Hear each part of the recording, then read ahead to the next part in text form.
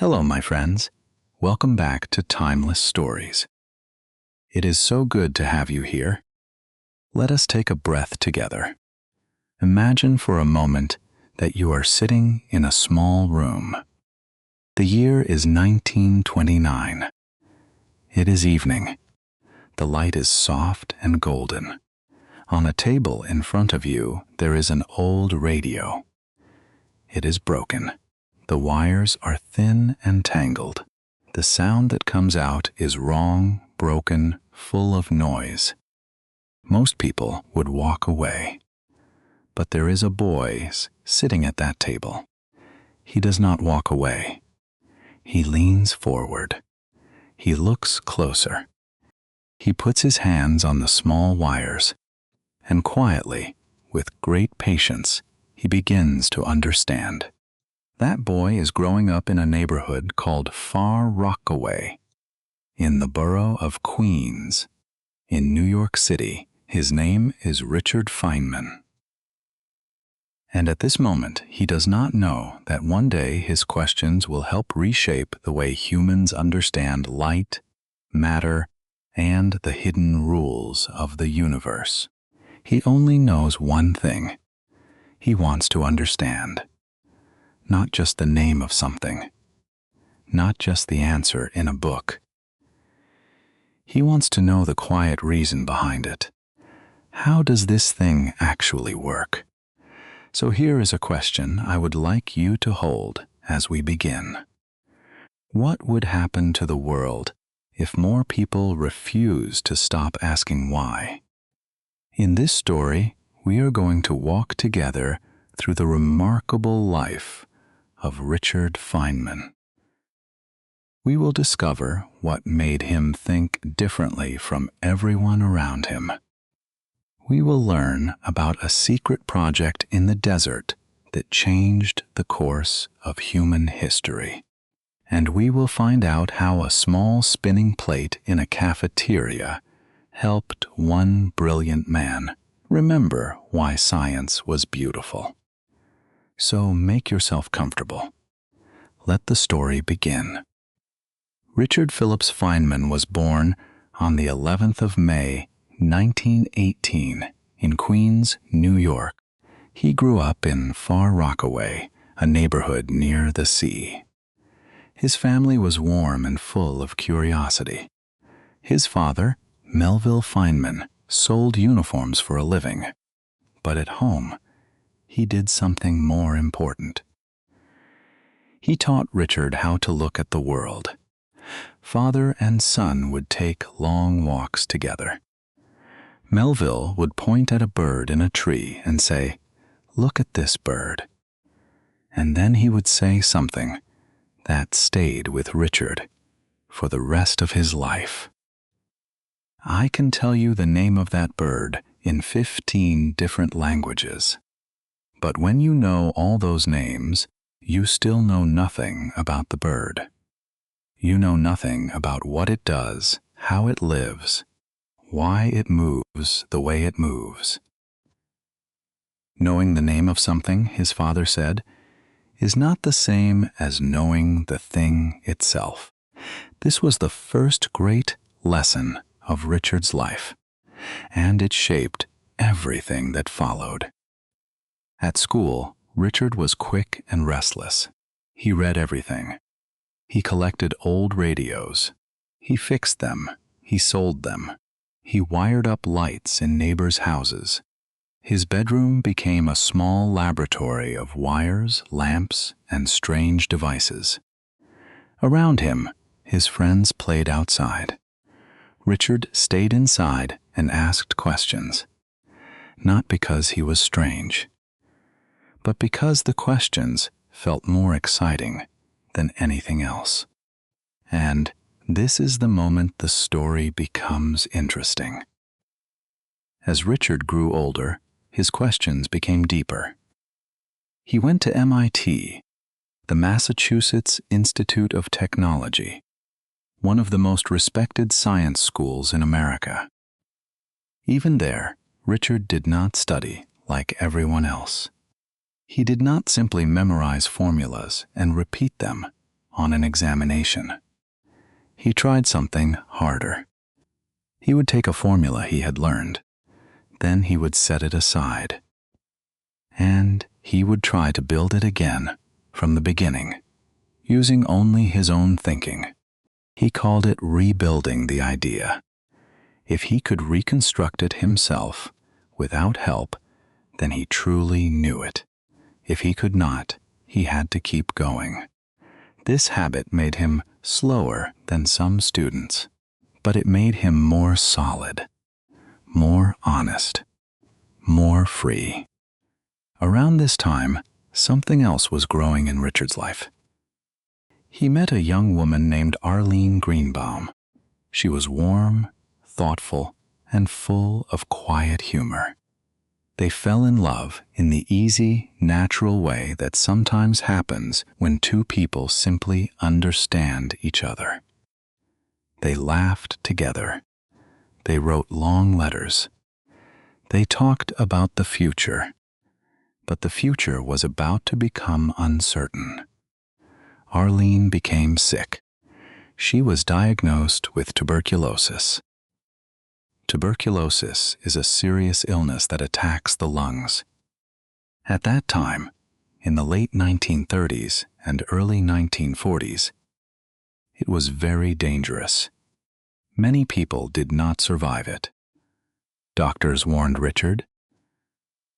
They told him that life with Arlene would be difficult, that the road ahead would be hard.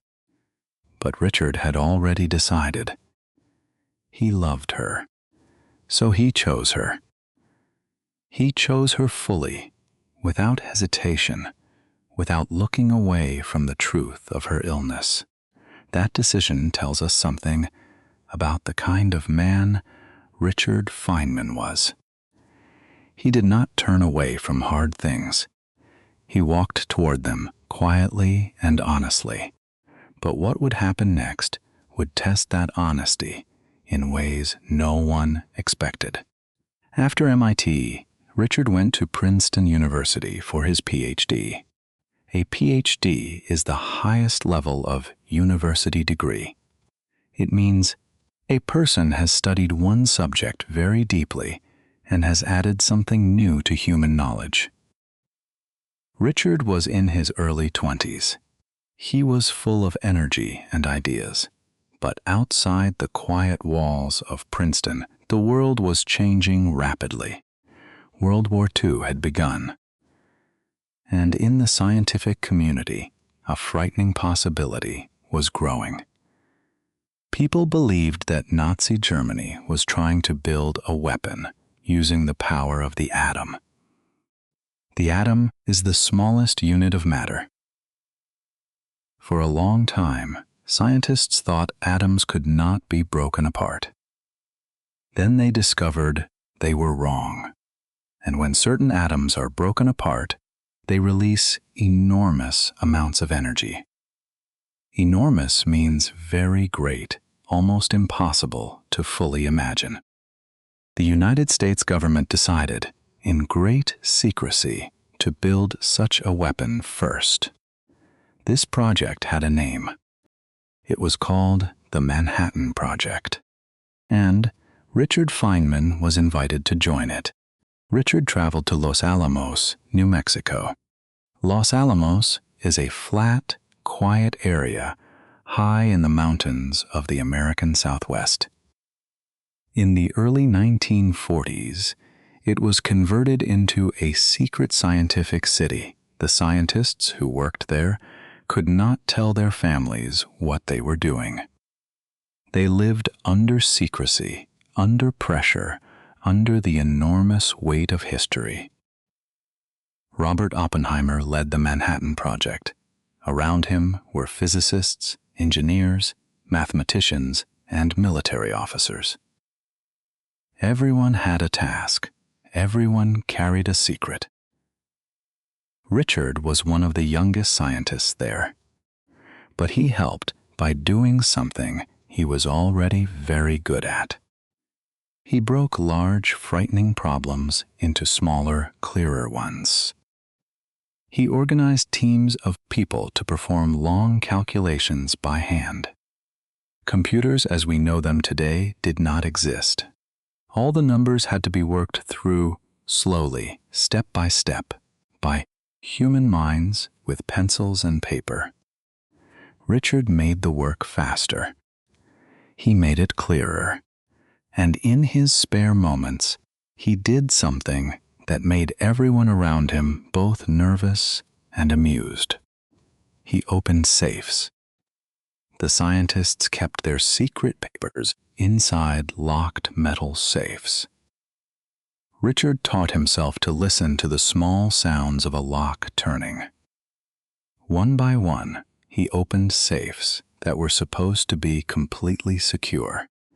To him, it was just another question. What is really happening inside this lock?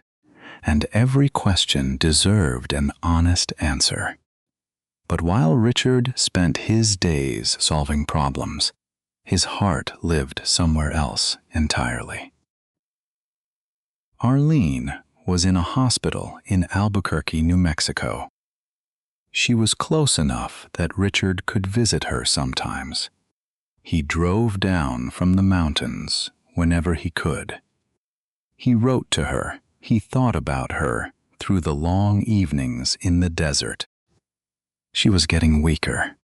He was getting more afraid.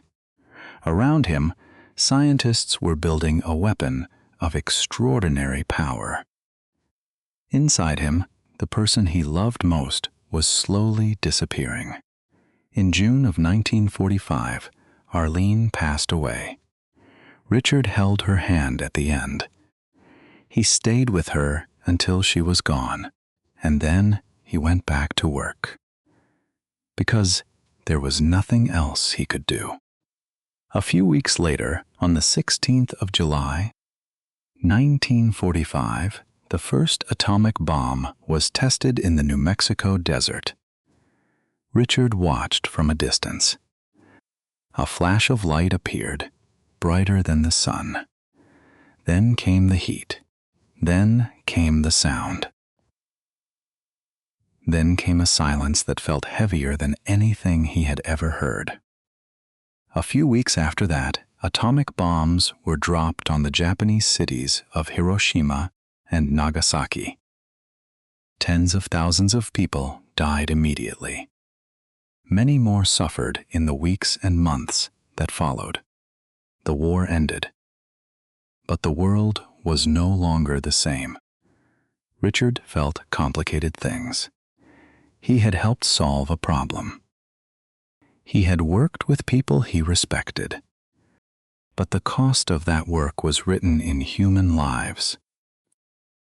Later, he admitted that during the project, he had been so focused on the scientific problem that he had not thought deeply enough about what the weapon would do to real people in real cities. He had been solving a puzzle. And he had not looked far enough past the puzzle. This honesty was painful. But it was also characteristic of Richard Feynman. He did not pretend. He looked at uncomfortable things and said what he saw. After the war ended, Richard began teaching at Cornell University. His life looked successful from the outside. He had a career, he had respect, he was young. But inside, something was very quiet. The joy was gone. Physics, which had once felt like the most exciting thing in the world, now felt heavy and gray. He had lost Arlene. He had seen what science could become when it was used as a weapon. And for a while, the brilliant young man who had fixed radios and rebuilt equations from scratch felt lost. He sat in his office. The words meant nothing. The numbers felt empty. He began to wonder if the wonder was gone. So what happened next? Then one afternoon, in the cafeteria at Cornell, something happened. A student threw a plate into the air. It was a simple white plate from the dining hall. It rose, it spun, it wobbled, and it came back down. Most people would not have noticed it at all. But Richard noticed the wobble. He noticed that the plate wobbled at a different rate than it spun. And suddenly, without any particular reason, he wanted to know why. Not because it mattered for his research. Not because a professor had asked him to. Not because there was a prize or a deadline. Just because it was interesting. He began to calculate the motion of the wobbling plate, and as he did, he felt something warm returning. Something familiar.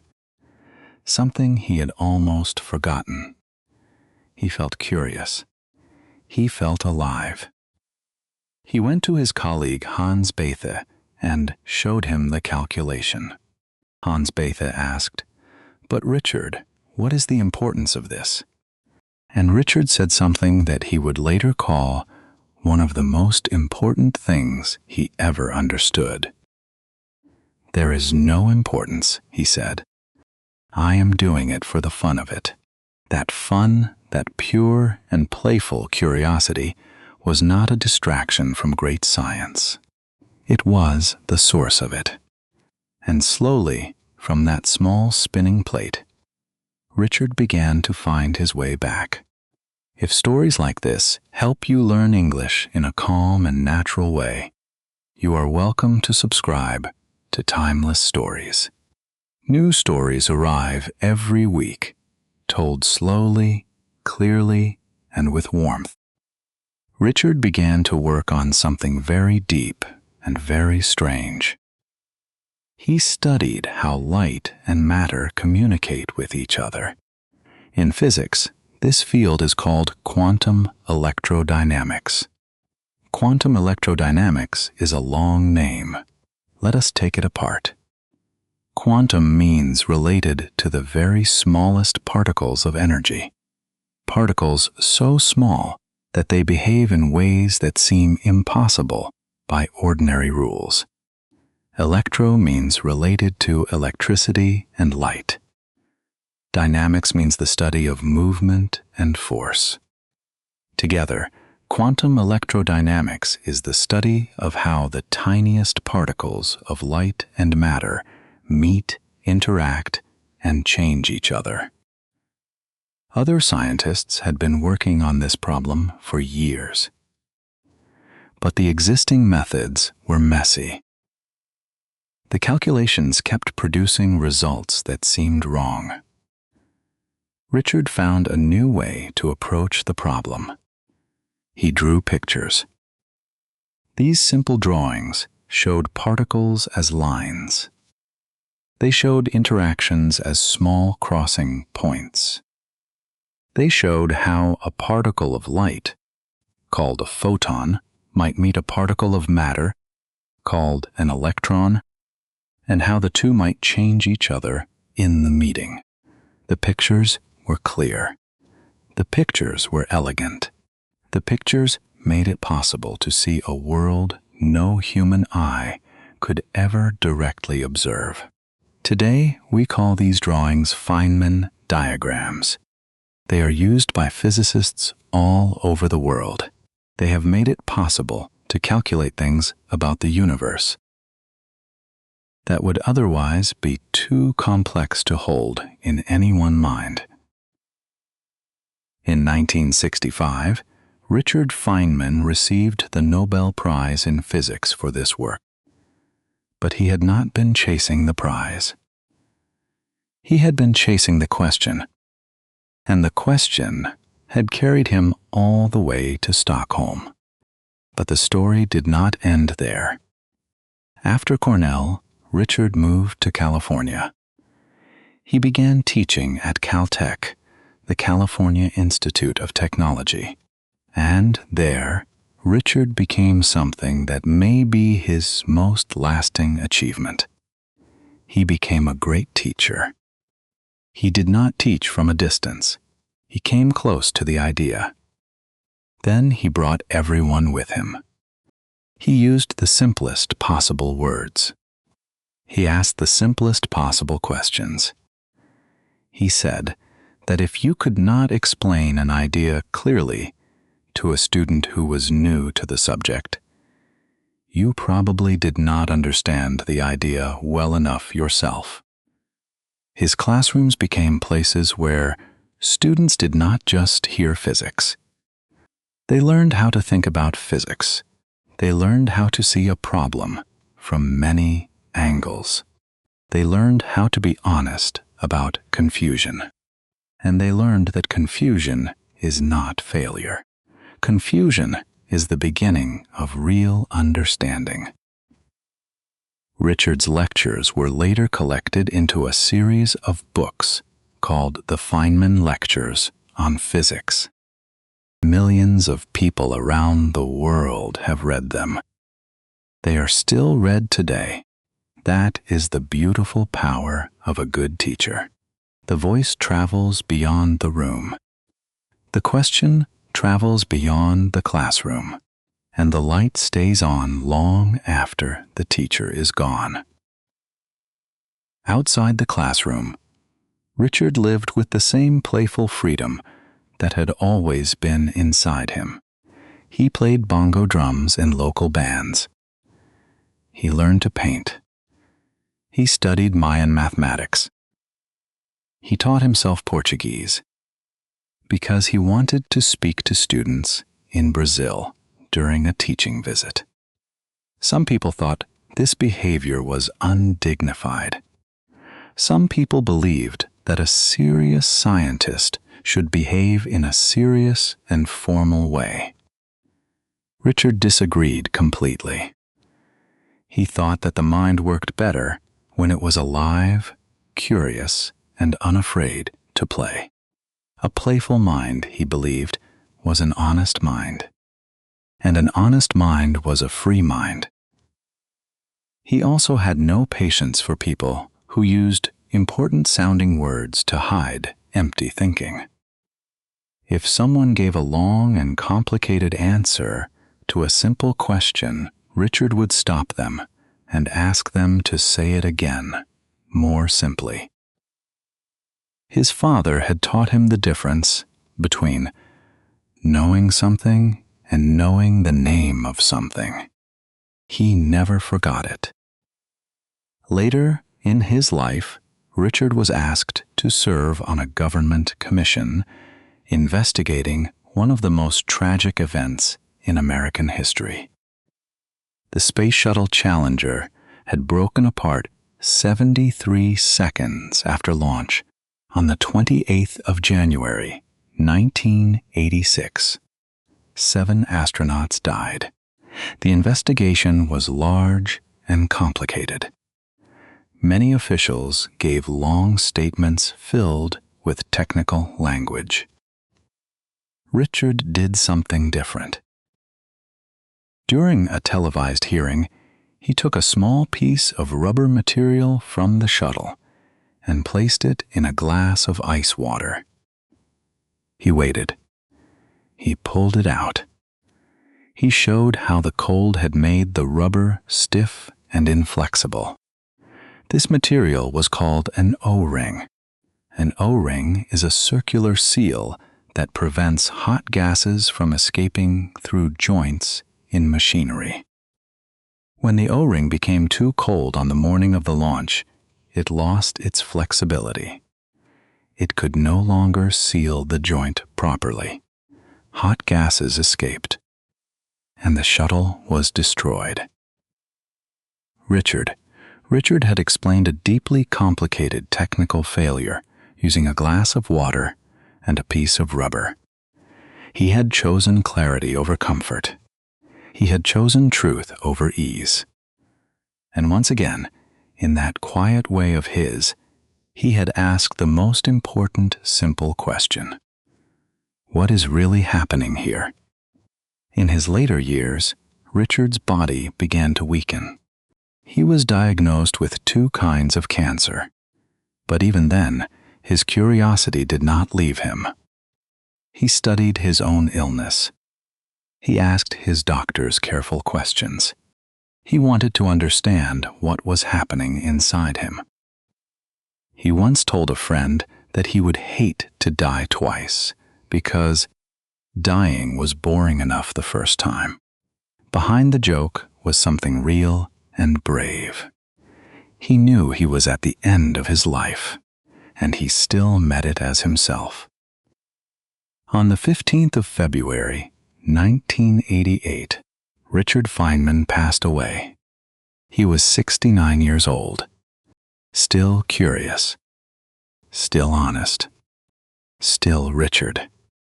So here is what we promised you at the very beginning, the quiet secret behind a life full of prizes, discoveries, and famous moments.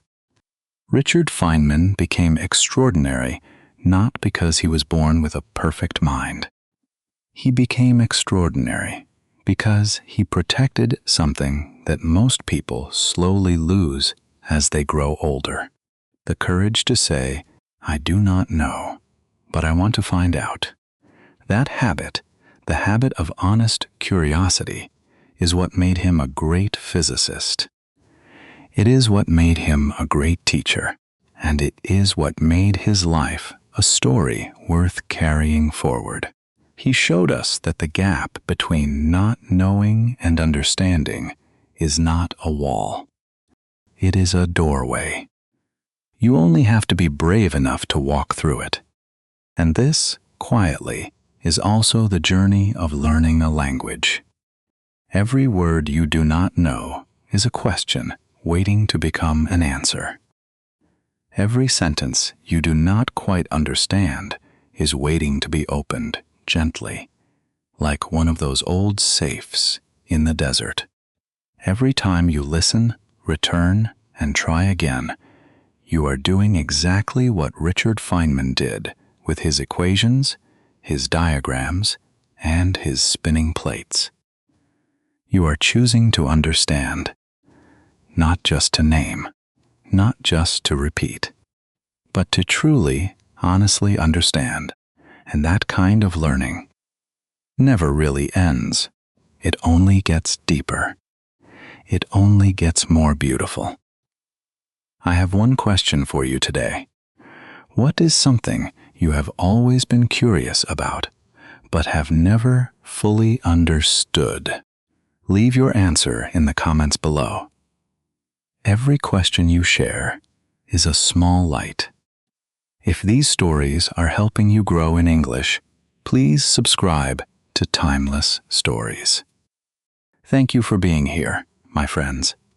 Keep asking, keep learning, and keep your curiosity gently awake, like a small lamp beside an open book.